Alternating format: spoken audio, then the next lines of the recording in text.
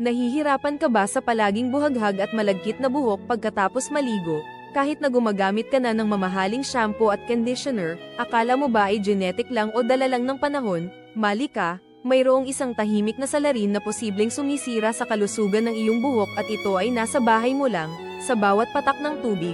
Maraming tao ang hindi nakakaalam, ngunit ang kalidad ng tubig na ating ginagamit sa pang-araw-araw ay may malaking epekto sa ating katawan.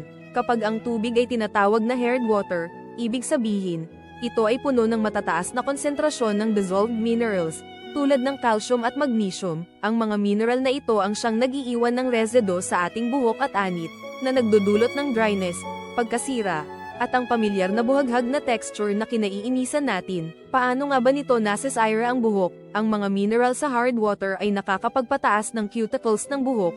Ginagawa itong bukas at mas madaling kapitan ng moisture sa hangin, kaya nagiging buhaghag. Bukod pa rito, nakakapagdulot din ito ng build-up sa anit na maaaring humantong sa pangangati at pagdami ng dandruff. Pero huwag kang mag-alala, mayroong mga paraan para labanan ang masamang epekto ng hard water. Sa video na ito, ibabahagi namin ang mga sikreto para makamit mo ang buhok na laging malambot, makinis, at make and tab, na parang bagong labas sa salon.